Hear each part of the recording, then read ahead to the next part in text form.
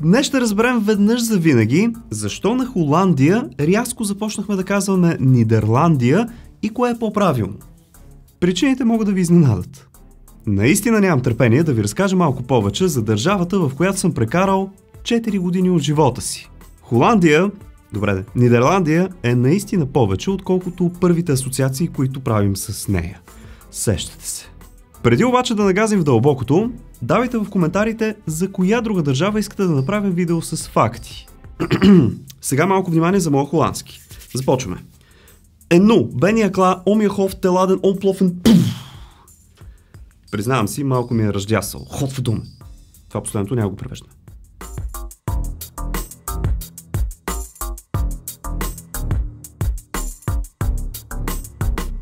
Кралство Нидерландия се намира между Германия и Белгия, но има излъз към Северно море. Територията й е само 41 500 квадратни километра, което я прави 3 пъти по-малка от България, но пък населението й постоянно расте и вече гони 18 милиона души.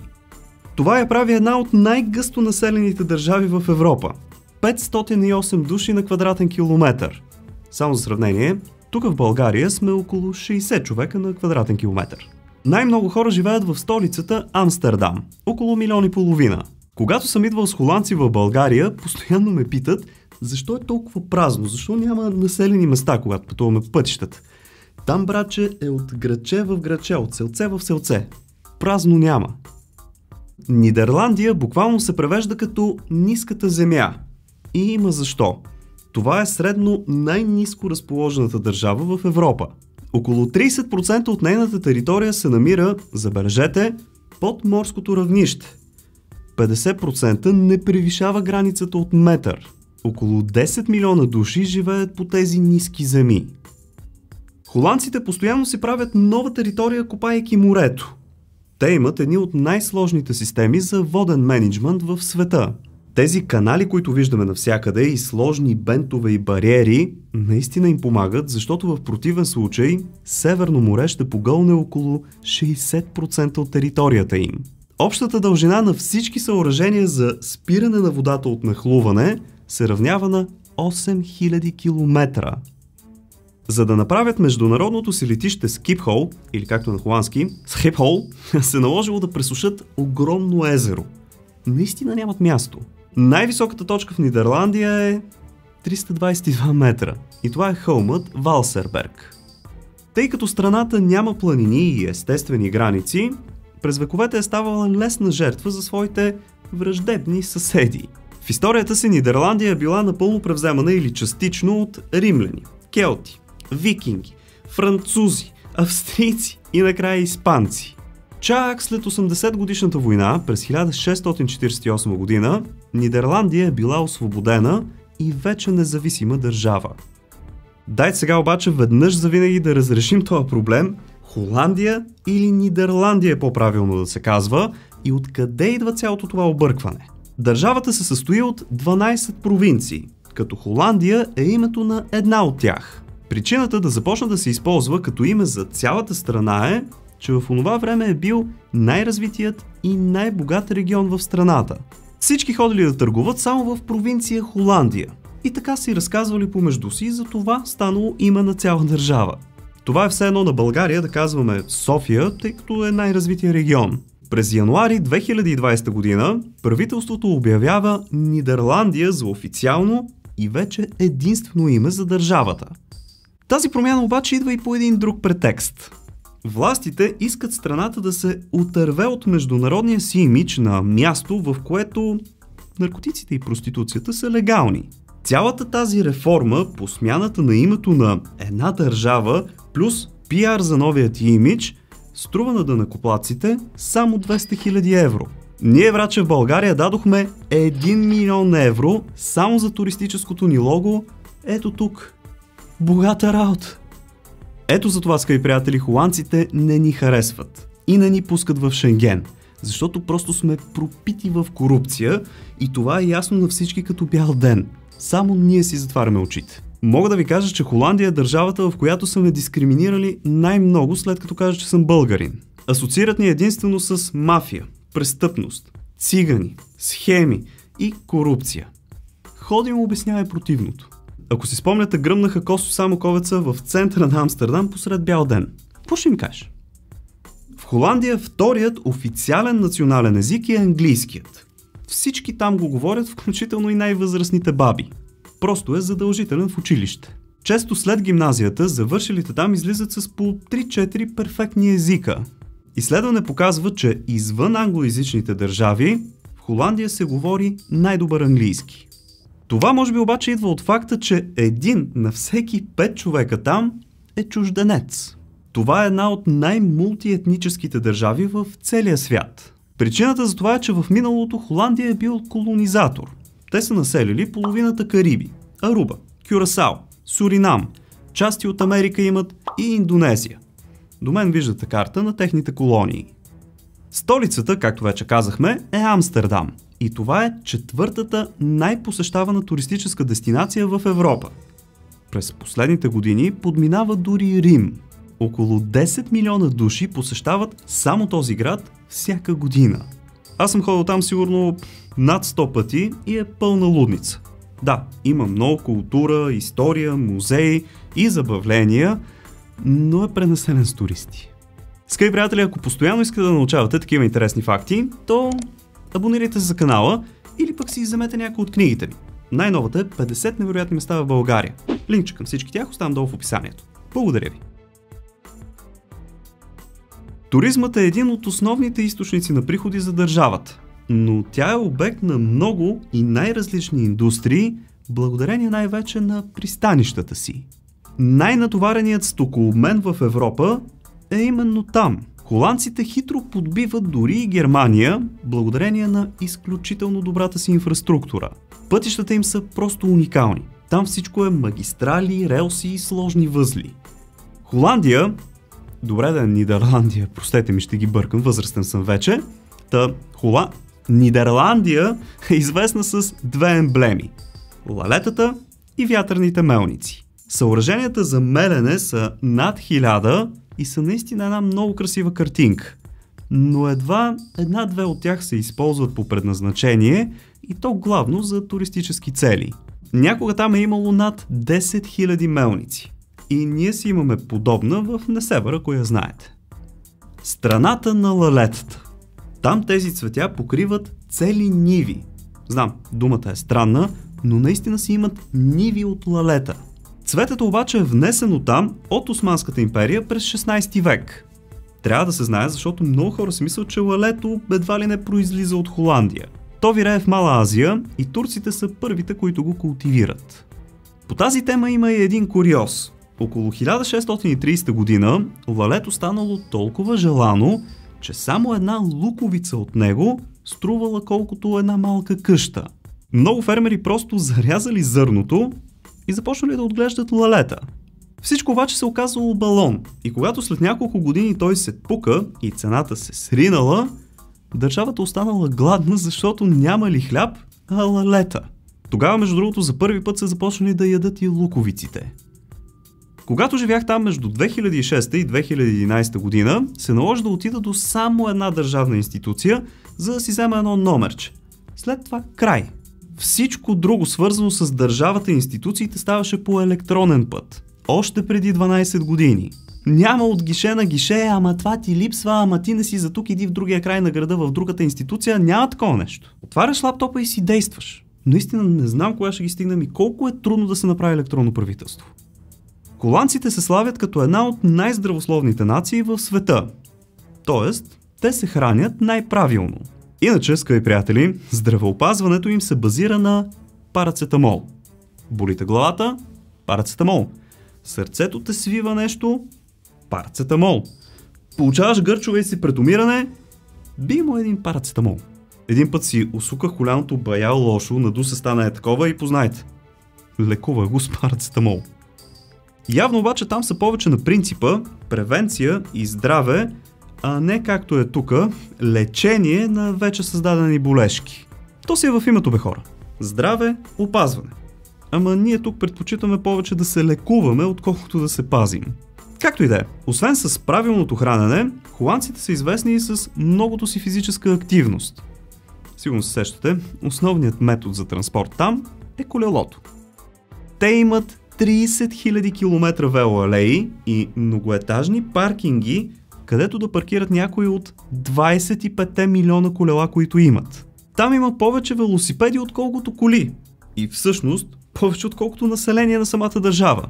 Колоездачите са с абсолютно предимство. Когато пресичаш, ставаш гламав. Гледаш за колела, после гледаш за коли, после гледаш за трава и после всичко наново срещу положната страна. Може би правилната храна и физическата активност са причината холандците да са най-високата нация в света. Сериозно, повечето мъже там бяха с почти една глава над мен. Аз съм 1,84 м. Жените им бяха колкото мен. Науката няма точно обяснение защо са толкова високи. Но едно от тях е генетиката и консумацията на млечни продукти. Това на вашите екрани е холандско сабо. Изключително здрави, водоустойчиви, но и не чак толкова удобни дървени обувки. Те са също една от емблемите на нидерландската култура, тъй като са носени от фермери още от 13 век насам. Днес на година се произвеждат близо 6 милиона чифта, но се продават предимно като сувенири. Я ми кажете, има ли хора, които гледат видеята ми от Нидерландия? Пишете ми в кой град сте в един коментар. Нидерландия е един от най-големите производители и износители на бира. Оттам идват известните Хайникен, Гроуш, или по-скоро Хроуш, защото като едно такова гърлено, Амстел и така нататък. Хайникен, между другото, е третият най-голям производител на бира в целия свят със своите около 140 пивоварни в над 70 държави, включително и България. Тукашният Хайникен обаче няма почти нищо общо с техният.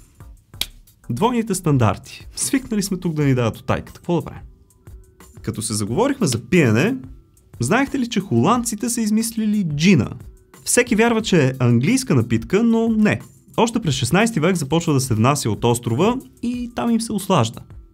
В Нидерландия родителският платен отпуск за майки, или така известното майчинство, е само 4 месеца. Но пък може да се използва по всяко време до навършването на 8 годишна възраст на детето. След това държавата спира плащанията и всеки си преценя дали да започне работа или пък не. Така, стигнахме до средата. Давайте по един поощрителен палец нагоре, ако всичко тук ви е интересно, и да продължаваме с най-интересното. Макар знамето на Нидерландия да е ето това до мен, техният национален цвят е оранжевият. Причината за това е многопластова, но документално идва от 1937 година, когато кралица Вилхелмина обявява оранжевото като символ на връзката между народа и кралското семейство. На 27 април е националният им празник и той се казва Queen's или King's Day, в зависимост от това кой управлява. Общо взето на този ден всички се преобличат в оранжево и се правят дар пиран по улиците. Холандците, скъпи приятели, са виновни цвета на моркова да е всъщност оранжев, защото те го променят през 17 век в чест на независимостта им. Иначе щеше да е жълтеникъв или бял. Новият цвят на зеленчука, постигнат чрез селективно отглеждане, става толкова популярен, че си остава до днес. Нидерландия е известна с изключително толерантното си отношение спрямо наркотиците. Сега до мен виждате някакви други странни картинки, това е защото YouTube просто вече не ми позволява да ви показвам такива неща, но марихуаната се продава абсолютно свободно там, в специални заведения, наречени coffee shops. Да, знам, няма логика. В останалата част от света в кофишоповете си взимаме кафета, но там може да се здобиете с до 5 грама или пък ако не ви се купува да си гледате до 5 растения в къщи. Имаше случай на един умник, който си беше направил цяла плантация на таванското, но тъй като тези растения изискват топлина, беше стопил снега само около него. И така полицията го хвана с доста над законната норма. Това е да имаш късмет, бе, веднъж ще завали сняг там и ще те хванат. Като се заговорихме за времето, то е просто ужасно в Холандия. 4 сезона в един ден спокойно може да ги видите. Ходихме с дъждобрани дебели по един сант, направо като бронежилетки. Там не само постоянно вали. Вятъра е ужас. Сутрин може да изпече и да е супер приятно и след половин час да стане гаси буханака. Мисля, че до 2010 година халюциногенните гъби също се продаваха свободно в Холандия. Даже имаше сортове като философски камък, ангели, демони и какви ли още не, но държавата ги забрани, тъй като имаше много самоубийства. халюцинират и скачат пред влаковете. Нидерландия е супер либерална откъм зони с червени светлини, ако се сещате. Red Light District, както са известни мини кварталите по градовете, представляват витрини, на които позират жени и от тях може да си купите секс услуги. Не мога да ви покажа реални снимки на витрини, колкото и да ми се иска, защото YouTube отново не ми позволява. Холандците са най-толерантни сред европейците спрямо LGBT и там останалите 30 пола. Всяка година там има мащабен гей парад, където може да видите някои наистина много странни неща в опит да се изрази дадена сексуалност. Нидерландските майки обичат да раждат децата си в домашни условия. Едно на всеки 8 деца се ражда вкъщи с помощта на роднини. Това си е напълно законно, може да си наемете съглеждащ лекар и дори представител на общината идва, за да издаде акта за раждане. Правителството на Нидерландия се кани да забрани абсолютно всички двигатели с вътрешно горене и то още от 2030 година.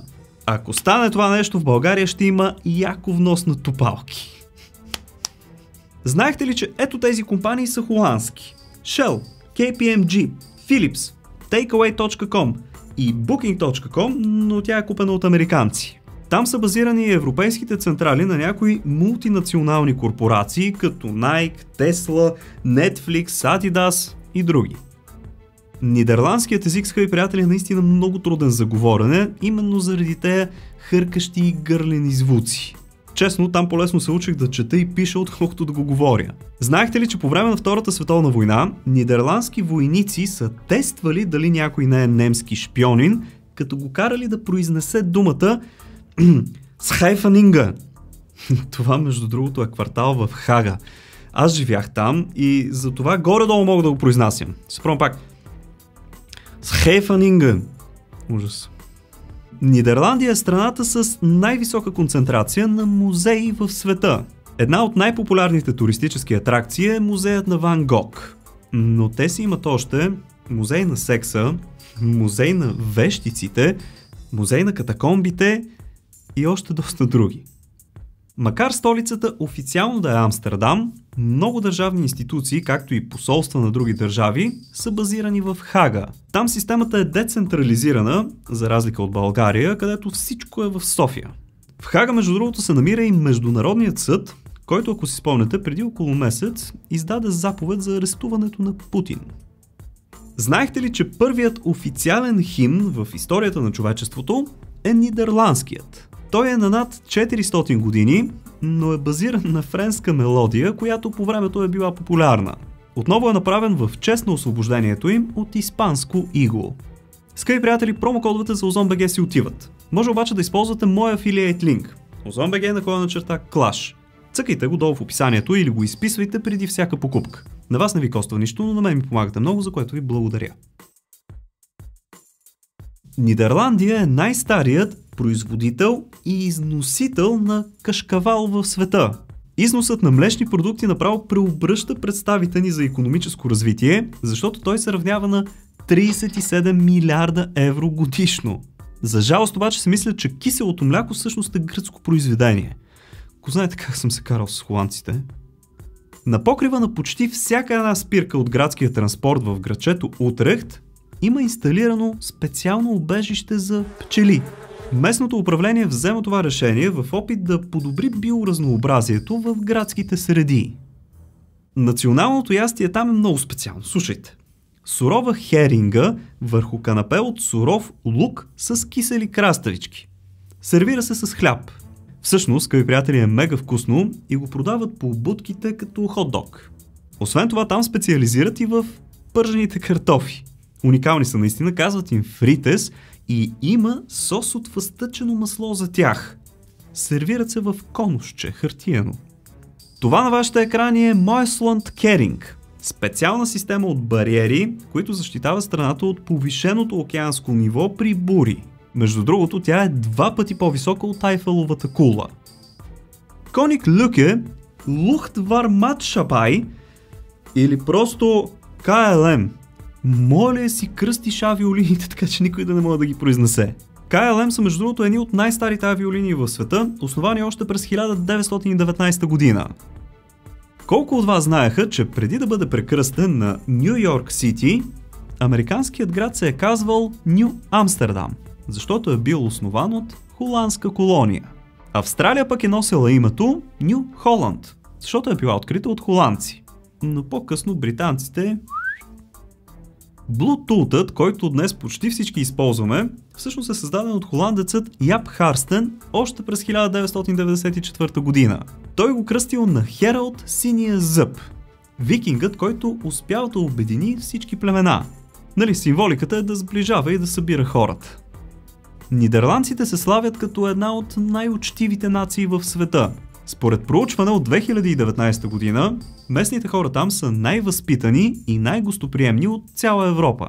Наистина, когато съм засичал погледи там с някой минувач просто на улицата, той задължително те поздравява. Когато обаче се заговорите и му кажеш, че си българин... Знаете ли защо на герба на Амстердам има изобразени 3 хикса? Знам какво си мислите, не е това. Историци смятат, че той символизира 3 целувки, с които нидерландците се поздравяват едни други, когато се видят. Ако сте ходили в Амстердам, със сигурност сте забелязали как къщите са леко наклонени и такива. Това е заради почвата. Но знаехте ли, че фасадите им са наклонени напред нарочно заради куката, която провисва за качване на мебели? Така подсигурявали да не драскат фасадата и да не увреждат мебелите, защото вътре е прекалено тясно, за да се носят. За финал нещо за феновете на бирата. Знаехте ли, че най-голямата кръчма в Европа се намира в Грьонинген и носи името Трите сестри? Тя е обявена за абсолютно национално богатство, има 20 бара, 5 входа и е с капацитет от 3700 души. Не съм ходил, но дано разполага и с така доста голяма тоалетна. Това е за днес, скъпи приятели. Ако видеото ви е харесало, не забравяйте да го поощрите с един палец нагоре. И ако случайно искате да ударите едно дигитално рамо в нещата, които правя, използвайте бутона Thanks, който се намира някъде тук долу под видеото. Абонирайте се супер бързо, лесно и безплатно от кръгчето с моята снимка тук горе и не забравяйте да тряснете една камбанка, за да получавате известие, когато кача нещо ново. В случай, че имате още свободно време, което искате да запълните съзнание и факти, бързо натискате на някой от тези двете видеа тук. Благодаря ви, че за пореден път бяхте с мен. Дуй и до нови срещи!